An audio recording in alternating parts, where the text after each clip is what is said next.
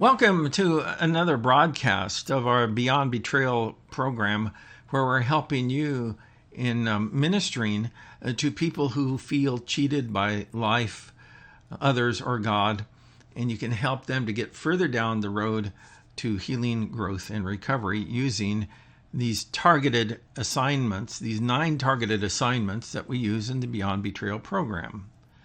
The 9 targeted assignments in this program are designed to help others to work through their hurts and resentments.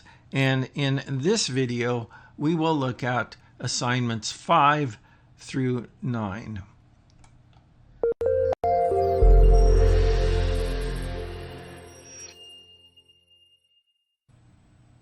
Raul, hello and welcome to this broadcast. How you doing?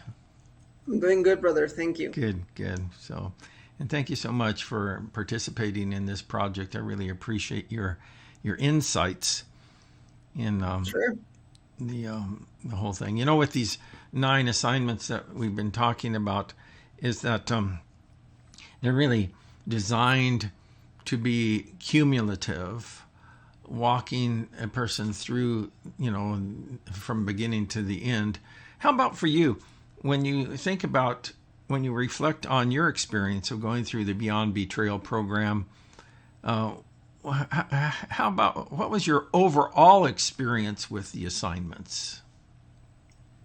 Well, I think I've mentioned this before, but I think the actual growth Mm-hmm. and process that comes to overcome the betrayal and the hurt comes from these tasks and speaking about these tasks, reflecting Mm-hmm. upon them, because well, in my case, they forced me to bring everything to light, whereas I usually try to hide it under the rug. They forced me to confront them, and confronting them gave me control of them in some sense, and Yeah. that's a big part of the healing process. So I think getting control of them by being able to speak about them, Mm-hmm. being transparent, is what helped me most. Yeah, they really lose when you bring them into the light of day and into a safe relationship to kind of process them. It's not like we said before, you don't forget about them, but they lose their power over your life. And so they become a memory, but they still don't have that same intensity, that same intense hold that they had on your life. So let's go ahead. We'll look at these assignments and pick up with 5 through 9. That, as I said, that there are 9 different assignments that we have people go through in Beyond Betrayal, and they're all very purposeful and why we're doing what we're doing.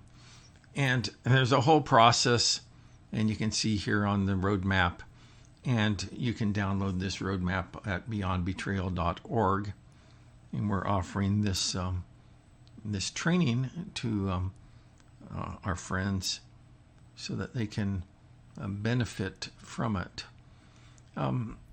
The process in the meetings is actually pretty simple, is that you have them share the content of each assignment. And I always have them share it out loud. It's not enough for them to write it down and say, well, did you do the assignment? Yeah, okay. And so I just always have a person talk it through. I think there's power in sharing your story. And then I invite them to elaborate on any particular elements. And I think that just developing a healthy curiosity about what a person is saying can go a long way to giving them the opportunity to bring their story to light. And so, and it's not as if you have to be intrusive. All you have to do is just say, I'm kind of interested about, this particular thing that you said, can you tell me a little bit more about that? And I always tell somebody, if you're not comfortable talking more about it at this time, that's fine. But I just thought I'd ask. So we walk them through that. We invite them to elaborate on any additional particular elements. And then we ask them to reflect about completing each assignment. So the sequence is that a person, so these assignments are cumulative. So our first goal is to help the person to identify the hurts in their lives. And then secondly, to rank those hurts. Third is for them to talk about the key relationship where that hurt manifests itself. Then what I like to do is, and this we'll be talking a little bit more about this today also, is move a person from talking about the hurt to the losses, and then doing a forgiveness inventory. Then what I do is that I try to help them to understand the concept of reactivity, and we'll talk more about that when we get to that particular assignment. And to summarize their findings, create a resolution statement, and then walk them through some important decisions about that.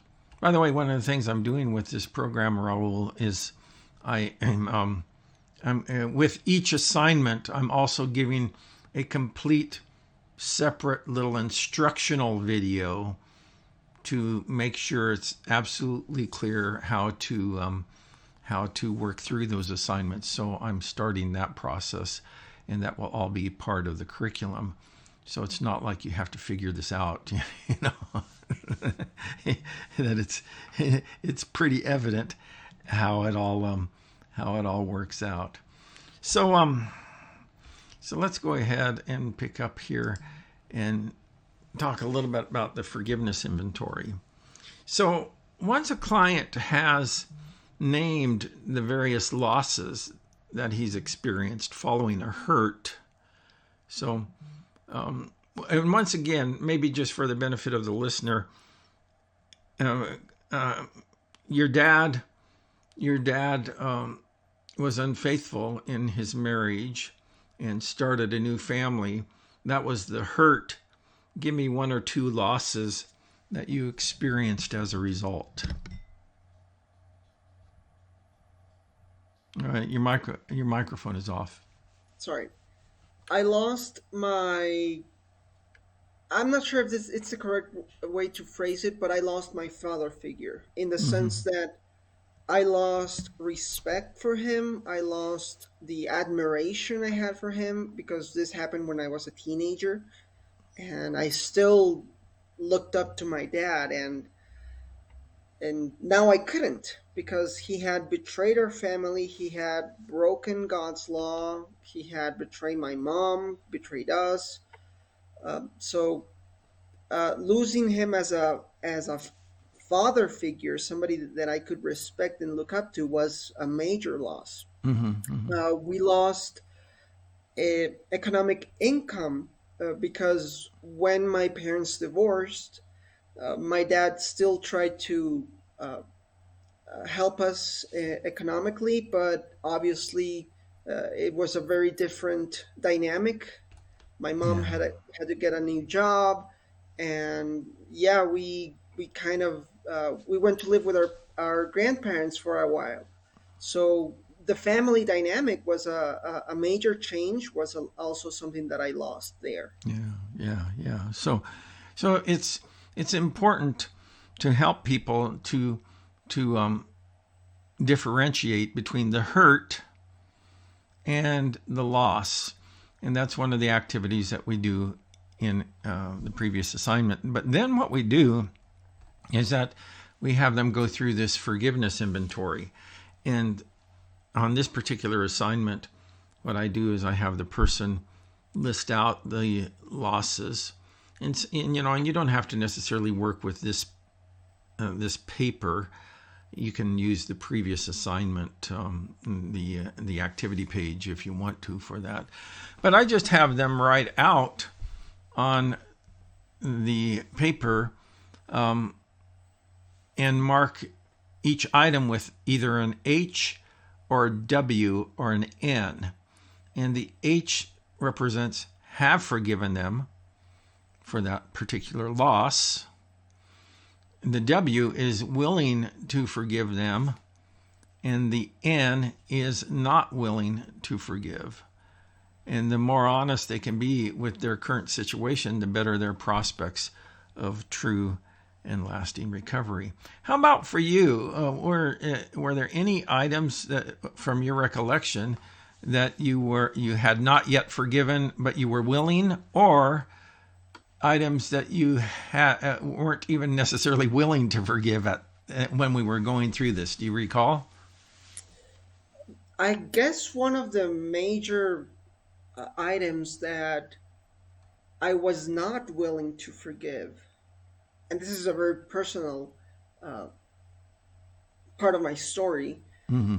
is that the way that my dad behaved around women and everything that caused his affair, that affected the way that I had relationships with Mm-hmm. friends, with both men and women. I lost trust in people, so that affected me all the way to my adulthood.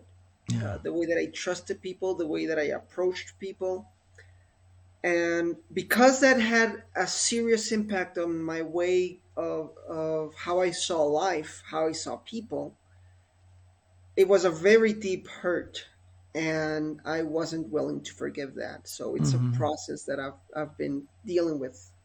Yeah. Yeah. So, so that's an important question. Then, well, what do we do?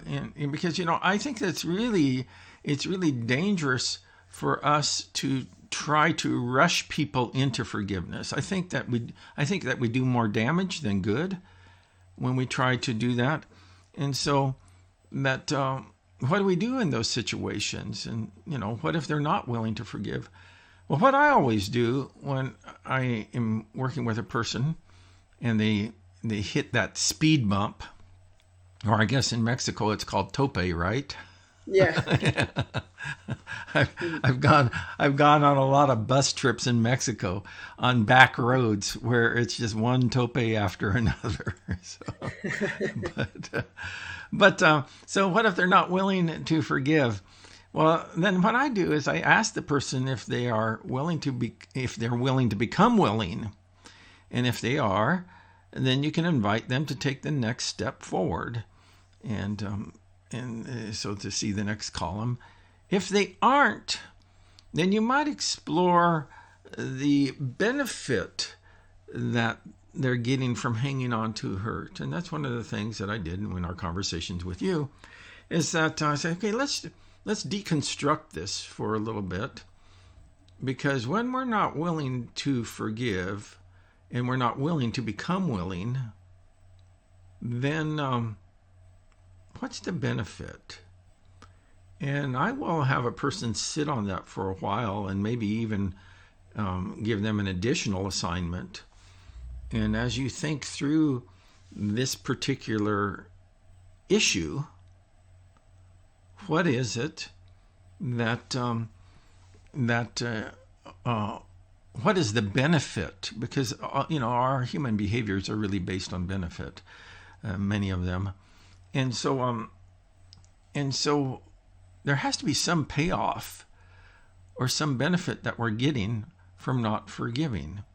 And there may be a whole lot of them: a sense of superiority, self-righteousness, a feeling, that that I'm not willing to just let you off the hook that easily, that the other person has to pay or something of that nature. And there is always some type of benefit, and I think that that's important to explore with people. Any comments, by the way, about along those lines about Not really. It's just that sometimes our own pride yeah. may get in the way of forgiving stuff, and that was Yeah. my case. In some senses, I saw myself as I'm better than my father, and I'm going to be Hmm. better than my father, and I had that mindset in this moral superiority way because Yeah. my dad wasn't a Christian and I was a Christian since my teenage years, Hmm. and I saw that through those lenses. But sometimes my religious side took over, and I saw my dad through a very uh, I was on my high horse, on my moral high horse there, and Hmm. so sometimes pride is what uh, doesn't allow us to actually forgive the hurt that Yeah. people have caused us. Yeah. Hey man, I really appreciate. I really do. I appreciate your insights along those lines, because it takes a pretty humble person to admit their pride. You know? So, Mhm. but so so yeah. So what I do is I invite people to, if they're willing to become willing, and so when a person is unwilling to forgive a particular loss, invite them to make that issue a matter of prayer. Invite them to ask God to help them to become willing and to forgive. God is the forgiveness expert and is able to empower us with the resources and abilities that we need. Hey, I just want to tell you a quick story about this. Is that I was coaching one lady once whose husband was extremely abusive. He was a horrible man, and that he would take her and he would lift her up and pin her against the wall and choke her until she would pass out, and then drop her down. She would come to. He didn't kill her, but that's kind of like one of the ways that he would exert control over her. And she was telling me that, these stories about horrible things, and how that the police would get involved and come into their home, and things like that. Well, so I was going through this process with her. And it was one of the funniest things ever. Is that, so she says, I know what I'm going to do. This was during the Easter season and Lent, and she says, during Lent, I'm going to give up my resentments towards my husband. He was actually in prison for his behaviors, and it got so extreme. And she says that I'm going to begin praying for my husband during that 40 days, you know. Wow. And, Mhm. you know, no, and I have to tell you that what, so she said, so she came back to me later on, and she said, it's the craziest thing, because I started off doing this as a joke, said, okay, I'll pray for my husband during Lent. And, but she said, I started doing it every day during that season. And she said, the craziest thing is that at the end of the period, I had dropped those resentments, and I'd gotten free from all of that. And so, I sometimes it takes a while, and I really believe that in certain, well, in many cases, is that the offense and the loss is greater than our ability to forgive.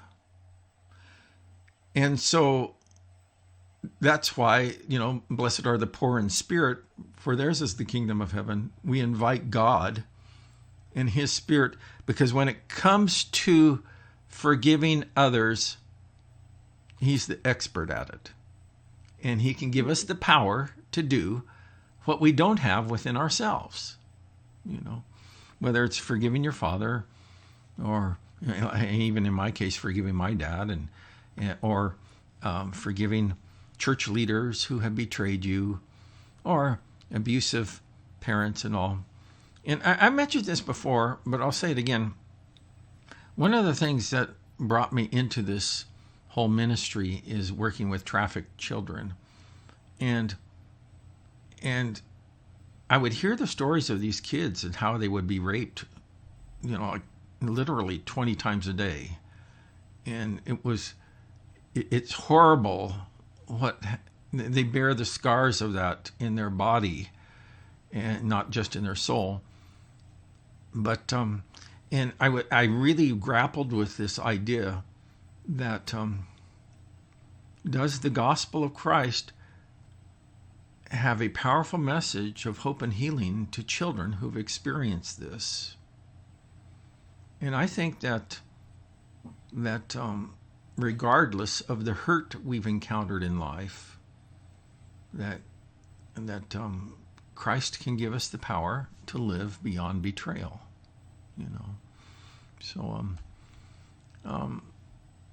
So just invite people to go through that process of praying for their offenders. Then what I want to do is I want to help people to begin to think in terms of reactivity. And this is a little bit nuanced, but here's how it works, is that hurt shapes us.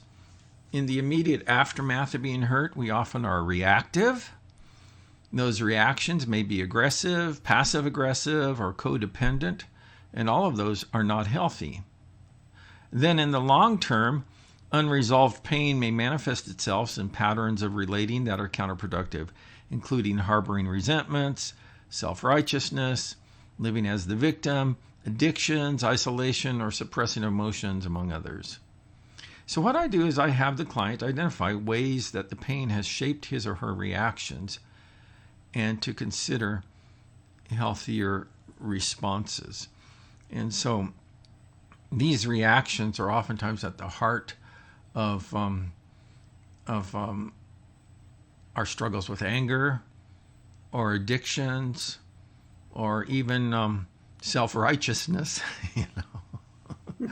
So that and these become reaction formations to the trauma that we've experienced, and all of those. I compare it to a wax stamp, like a seal, where you got this malleable seal, and the person uses their stylus and impresses it into that seal, and then it now reflects that seal. And that's what trauma does to us. The dysfunction embeds itself in our soul, and then even when the dysfunction is gone, that problem still remains, And so what we have to do is that we have to learn to recognize those patterns of reactivity in our life. And interestingly enough, we need to make those targets of our repentance. So even in your life, you talked about your self-righteousness. Yeah. And that had to become a target of your Of repenting. Yeah. So, which was a hard thing to do. Yeah, because those types of things are. It's really hard to give up our status as victim. Yeah, that's really true. Okay, so then what we do is that I have the client take stock of the relationship that's caused them the most pain by creating 3 lists. And this is actually a culmination of what we've already talked about. And one is amends to be made. And this is, I need to rethink my reactivity, because even though that they are at fault for what they did, that I need to make amends for my reactivity. Now, we're going to talk about how to do that later. But then I also have them list the things that they need to forgive the other person for, including the hurts and the losses. And then I have them state significant emotional statements. And these includes, kind of like the positive, because your dad, and it's the same with my dad. And as I've mentioned in my story, is that my dad cheated on my mother. He didn't start a new family, but he was unfaithful. And that, but as I reflect on my relationship with my dad, yes, there were weak and evil things about my father. But there were also things that were good and admirable and that I loved him for. And so it's one of these crazy things. I hated him for this and I loved him for that, And Yeah. I suppose the same is true with your dad, right? Yeah. It's it's a complicated relationship after a betrayal like that.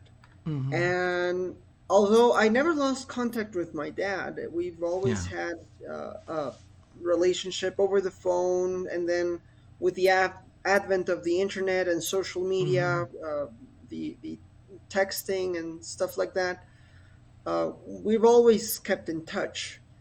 Yeah. But sometimes the pain, the resentment with his decisions of life as well came Yeah. about, and brought up old feelings, old resentment. And as you mentioned, the way that pain and that the hurt and the betrayals shape the way you act and the way you live, uh, Mm-hmm. that obviously that has repercussions on um, the way you have other relationships. So Yeah. definitely it had a major impact. Yeah. Yeah. Yeah.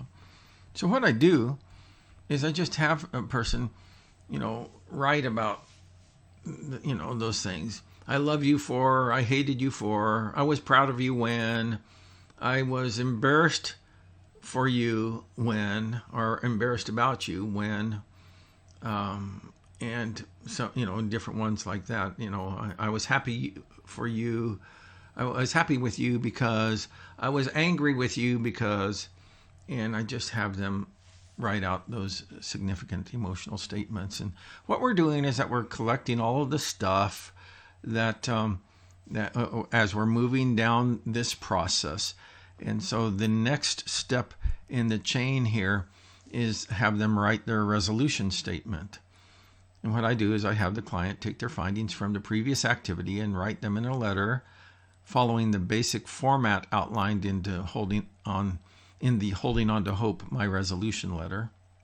Now, it's not necessary that your client share this letter with his or her offender. In your case, that you have it with your dad. My dad is dead, and so obviously that I can't. And that's an important point, by the way. Sometimes your offender, you're no longer able to have contact with them, Hmm. but that doesn't stop you from healing. You know, so so it's not necessary. I don't believe it's necessary for the client to share the letter with the offender. However, your client should read aloud this letter in a follow-up session with you. So, in a certain respect, you're kind of sitting in as the surrogate for the offender, where the client gets to say everything they want to say. You know, so now, if, however, your client wants to share this information with his or her offender, then you should bear some certain things in mind, and at least three considerations. Number one is that it's always wise to have your client explore beforehand his or her expectations and motivations in sharing this information with his or her offender. Unrealistic expectations can oftentimes set a person up for more hurt. What they're doing is that they're going into that meeting with their offender and they have the expectation that all of a sudden everything is going to be made right, or the offender is going to confess and repent, and that can blow up in your face if you have those unrealistic expectations. I've talked with women who have been abused, and then as adults, they'll go back to the abuser and confront them with that, and the abuser will say sometimes, "You're out of your mind. That never happened," and so it just creates a new wounding. And so I'm very careful in helping or talking with people about, before you talk to your offender about this, you need to kind of clarify your expectations. Also, if your client wants to move forward with sharing this information, then structure a sharing sandwich. So in other words, I will meet with the client beforehand. Then the client will meet, not with me, but the client will go and meet with their offender. And then I will meet with the client afterwards so that they can kind of process that experience. And the other one is the whole concept of re-injury, and we've touched a little bit about that. But just because your client is healing and growing doesn't mean that his or her offender has made any progress. We've talked about your dad on a number of occasions, and your dad really hasn't, from what we can tell, grown much in his life, and which is sad, and you've shared that. It's sad to see he's kind of stuck in that place. But Yeah. you know, Yeah, it's the relationship with my dad has improved a lot since I hmm went through these process and this activities and this assignments. But yeah, I mean, obviously, this process is for me to move past it and learn to deal with it, not for him to change. And I guess this yeah, connects back with the expectations, hmm uh, hmm because I am the one going through this process. I am the one doing these assignments.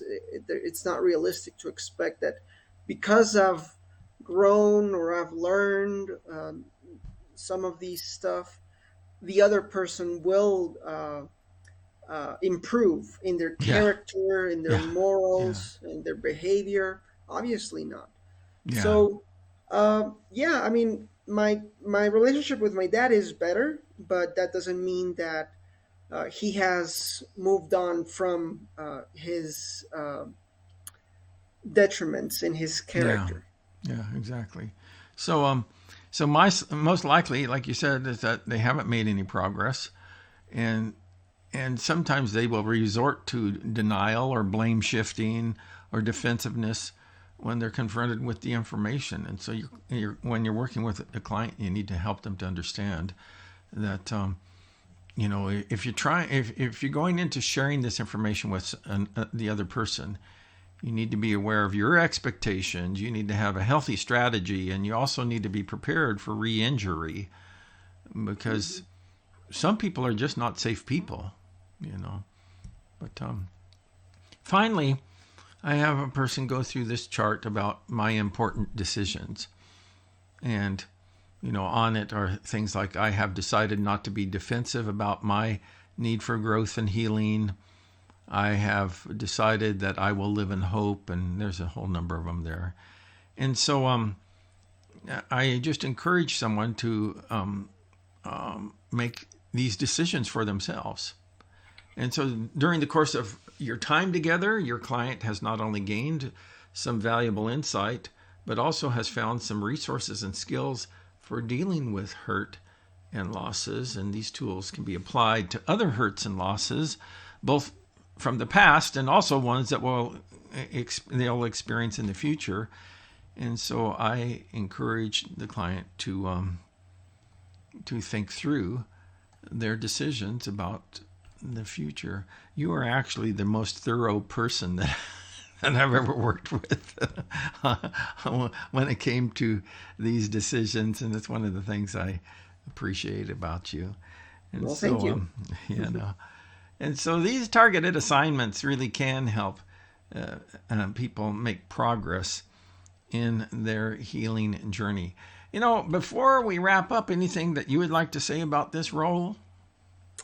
I don't have anything much to add, just that uh, even though one can, and this is my experience as well, even though one can make the decision, um, put a check mark on the assignment, don't expect that to happen overnight. It's something that you need to be praying about, uh, and this again connects back to the assignment of not willing to forgive, or maybe willing to forgive but haven't forgiven yet, is something that you need to pray about, to put in to ask for help, even.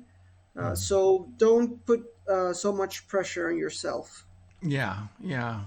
Recovery is not a race, and Hmm. there's always going to be relapses. And so we're going to experience, times when we're in a better space emotionally with our offenders. And then there'll be times when and the old resentments raise their heads, and so you got to just forgive all over again.